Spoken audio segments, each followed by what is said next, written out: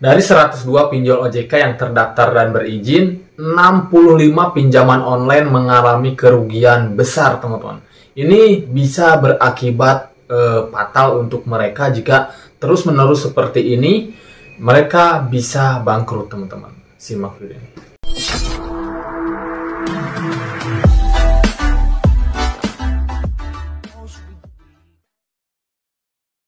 Halo, assalamualaikum warahmatullahi wabarakatuh. Kembali lagi bersama saya di sini. Di video kali ini saya akan membahas nih, ada dari 102 pinjaman online itu ternyata 65 mengalami kerugian dan cuma 37 saja yang memang mendapatkan laba ataupun mendapatkan keuntungan. Jadi ini ternyata lebih dari 50% pinjaman online ini sekarang sedang merugi karena mungkin tingkat nasabah yang gagal bayar itu sangat tinggi.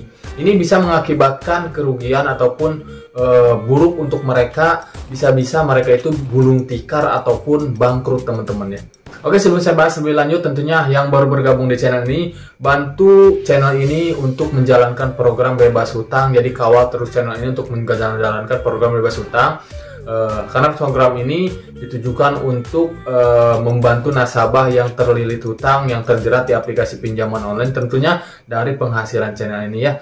Mudah-mudahan ini bisa saya laksanakan. Jadi saya butuh sekali support kalian. Jadi yang baru bergabung silahkan klik tombol subscribe yang ada di bawah dan juga bunyikan notifikasi loncengnya supaya saat upload video terbaru kalian mendapatkan pemberitahuannya. Dan program ini akan dilaksanakan jika view dari channel ini sudah mencapai ribuan view merata ya, teman-teman nih. Kalau sekarang baru ratusan, kalian bisa lihat juga video-video saya. Jika sudah mencapai ribuan, saya akan langsung segera laksanakan program ini ya. Mudah-mudahan tercapai di tahun ini, amin ya rabbal alamin. Oke, kita lanjut membahas topik kali ini. Di sini 65 pinjaman online mengalami kerugian ya. Totalnya mencapai setelah pajak 124 miliar.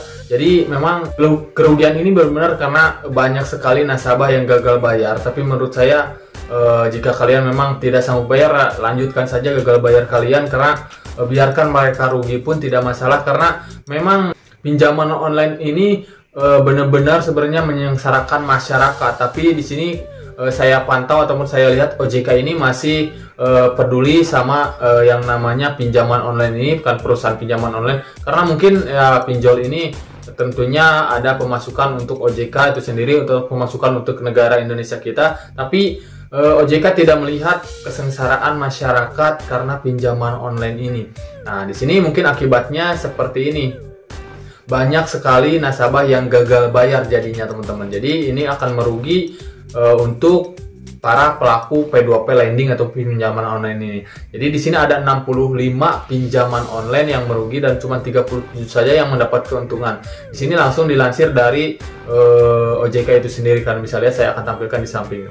Nah, di sini kalian bisa lihat OJK baru saja mengungkapkan sebanyak 65 dari 102 perusahaan pinjaman online terpantau masih mengalami kerugian secara akumulatif ya pada November 2022 ya.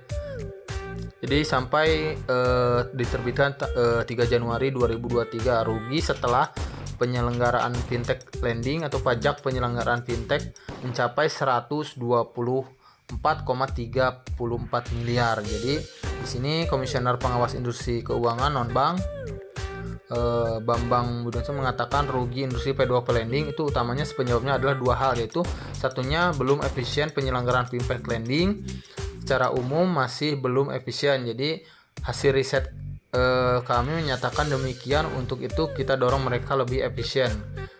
Kedua, masih menurut Pak Bambang ini beberapa penyelenggara fintech lending belum optimal dalam menyalurkan dana. Hal itu membuat 65 perusahaan P2P lending belum mendapatkan memadai yang bisa menutup biaya operasional, teman-teman, seperti itu.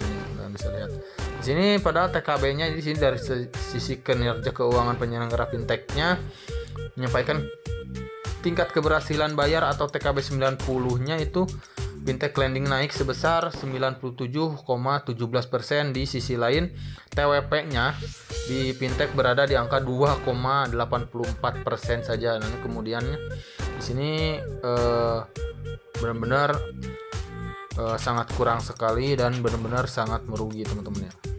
Nah, itu dia, mudah-mudahan memberikan informasi untuk kalian semua, pelajaran dari sini mungkin. Nah, di sini kita pantau saja nanti ke depannya apa yang akan terjadi di aplikasi pinjaman online ini. Kalau mereka semua bangkrut, berarti kita semua yang terjerat pinjol itu akan terbebas, teman-teman. Kemungkinan masyarakat tidak bisa melakukan pinjaman online lagi karena mungkin karena yang gagal bayar itu banyak, masuk selik OJK juga. Para aplikasi pinjol bangkrut itu mungkin bisa memusnahkan semua aplikasi pinjaman online di Indonesia kita ini, teman-teman.